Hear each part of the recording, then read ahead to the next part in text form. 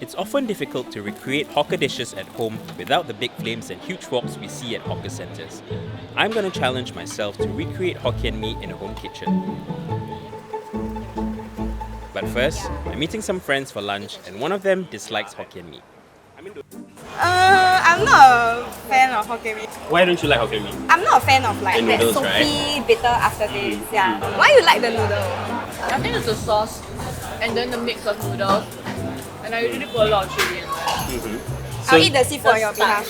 Okay. How about, I'll put myself a challenge, right? Okay.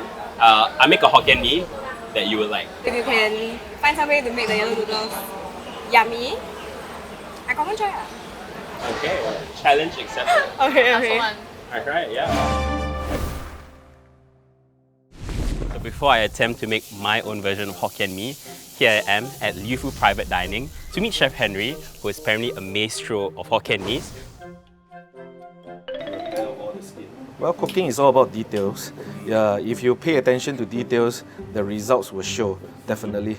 People can feel it, can taste it. You want to try the shelling one? Come, try. Take anyone. Fresh prawns, it will come off very easily. Yeah, and then you can feel the bounciness of it. Yeah. People who come to the private dining, they have a special taste buds. They know what is fresh and not fresh. For private dining, every day is only one chance. You only get one chance to impress them, and you're gonna make it count. Okay, let's start cooking. It's a very nice setup, just retreat like a hawker center. It's more of a kopitiam. Hawker center don't even have this frame.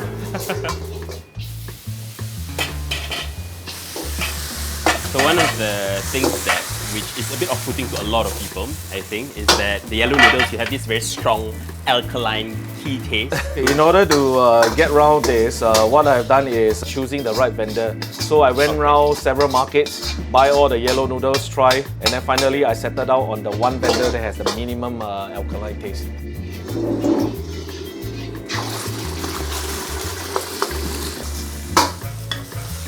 This is our fish sauce. We give it a little bit of taste. Make sure the eggs are mixed well with the noodles. So you need a good heat, and then you need smoke. Smoke that is produced when you have oil, and then when you toss, the paste will go in, and then this is what we call the WOKHEY. I know it's a bit far-fetched, but can WOKHEY be done At home. at home on a normal stove? I think it depends on how powerful your stove is. So we are doing what we call the old school way of doing ladle by ladle. This is what we call layering actually. So it's actually one ladle of stock go in, and then you stir fry until it's dry up, and then you add the next ladle.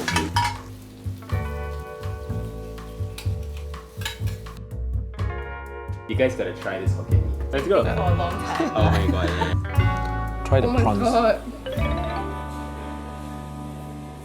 Okay, so a very important part of our Hokkien Mee is our prawns. And I think I see some really great fresh prawns right here. So according to the tips that Henry gave me is that when you press onto the head of the prawns, it's firm, and you can see the legs are also not limp. At the wet market, don't be afraid to use your hands and just to feel everything, because that's when you can really sense the freshness and the quality of the stuff that you're gonna get. To pick fresh sotong, the sotong has to be firm. And I see these are nice and good, relatively quite thick as well, so I think that's gonna give a nice texture, a nice mouthfeel to our end product. How much is it altogether? $11. So right now I'm gonna find some chicken bones, and I'm gonna combine that with my prawns to make a wonderful base stock for my Hokkien Mee. So it's only in a wet market like this where you can get a lot of these off-cuts, like the skin and also the fat as well. Thank you. Okay, the assistant, yeah. Packet yellow noodle. Thank you, auntie. Okay, have a good day. Now we're back from the wet market. It's time to get started on a Hokkien Mee. The foundation of a good Hokkien Mee lies in the base broth. So chicken bones is something that is usually overlooked by a lot of cooks, but there's a lot of flavor in chicken bones. So I'm going to cut these chicken bones into pieces, and I'm going to use it as a combination with our prawn heads to make a delicious stock as a base for Hokkien Mee. So you want to wash these bones really thoroughly and clean. So I filled the pot up with just enough water to cover the bones. I'm going to do a blanching process where I'm going to boil the bones and let it simmer for about 5 minutes. I'm going to throw away that water and I'm going to fill it up with some fresh water. We're going to let the chicken bones simmer and make a stock out of it.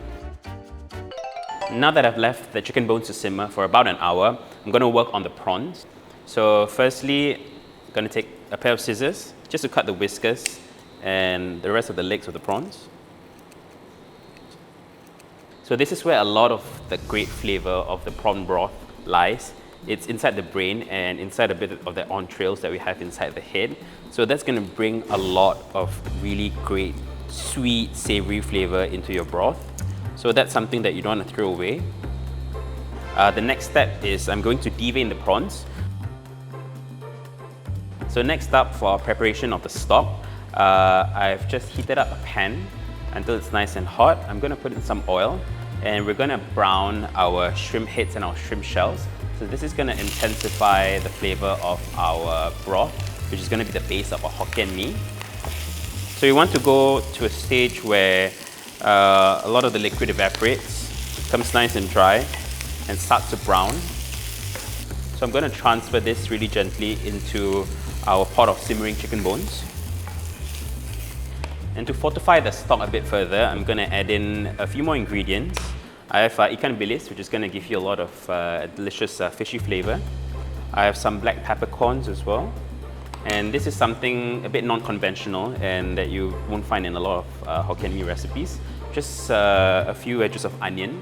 Let that simmer for another hour. So that's going to extract all that flavor from your shrimp shells. Next up, I'm going to prepare the squid. Should we cut into rings or should we cut into square pieces and into skull? What do you think of the middle one? I'm gonna do that. So for my Hokkien Mee today, I'm going to use half portion of yellow noodles and half portion of thick bee hoon. I remember Amanda telling me that she doesn't like the alkaline taste of noodles, and that taste actually comes from lye water. In Chinese, it's called kan shui. So what I'm going to do is to give it a bit of a rinse to remove the excess alkaline taste. And next up, I'm going to make the crispy chicken skin, which is going to go as a garnish for our Hokkien Mee. So you can hear how the chicken skin and chicken fat is starting to sizzle, and you can see all that fat forming up already. So what I'm going to do next is I'm going to strain this out, and this is basically the liquid gold that you're going to use for your Hokkien Mee. So I'm just going to dump all this chicken skin onto a tray.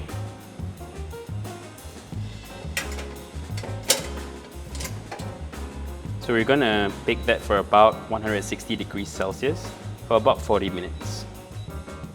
We've had our stock simmering for a total of 2 hours, and now you basically have all the flavor of that chicken, all the flavor of that prawns, and you don't want to waste all of that flavor. So I'm just going to gently press just to get every last bit of flavor. So next step, I'm going to blanch our shrimp and also our squid into our broth.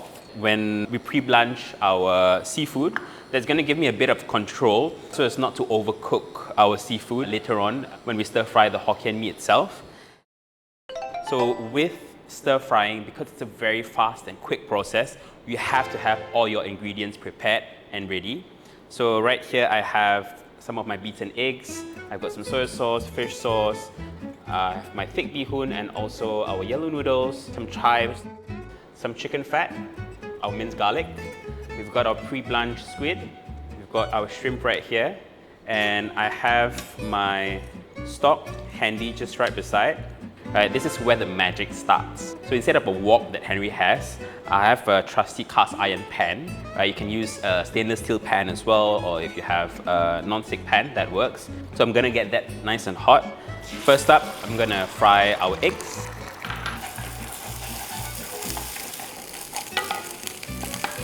Eggs are done. I'm gonna put that aside.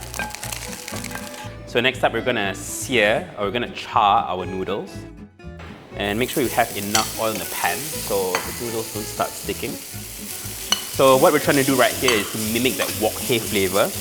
And the restaurant level WOKHEY is something that is almost impossible to get at home, especially an induction cooker, and especially if you don't have a wok. Put the noodles through a bit of a Maillard reaction or a browning reaction, and this is going to caramelize everything so you get a bit of that smoky flavor as well.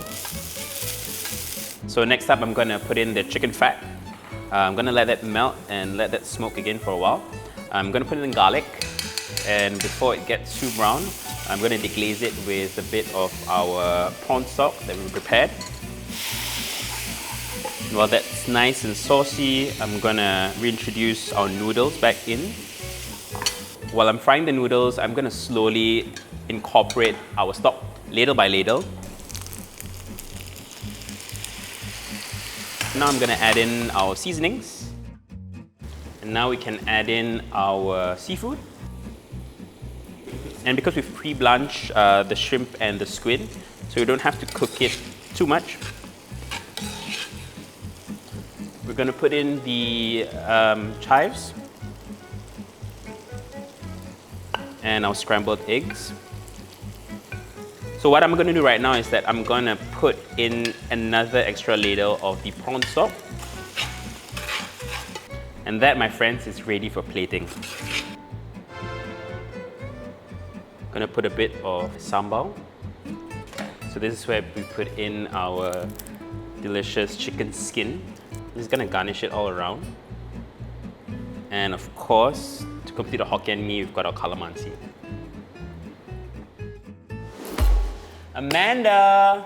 I am going to change your mind with Hokkien Mee. So I've made my version of Hokkien Mee right here. Dig in, line.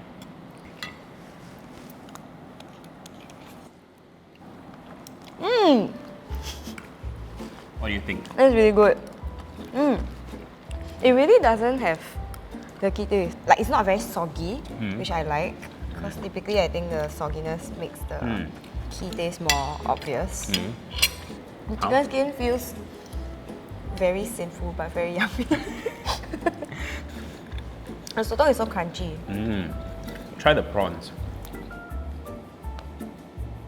Oh, that's a big bite. Wow. The prawn is really, really good. It has like a almost crispy sort of quality to it. So overall, what do you think of my homemade Hokkien Mee without a wok? I really like it. I think the noodle is it's not soggy, and I think it's fried really, really well. So it has almost like a nice, I wouldn't say it's a char, but it's like a nice smoky taste to it. But then I'm a huge fan of the sambal. So that wraps up my attempt of making a Hokkien Mee at home without a wok. Thank you for watching. Feel free to scroll down at the description box below to check out the recipe.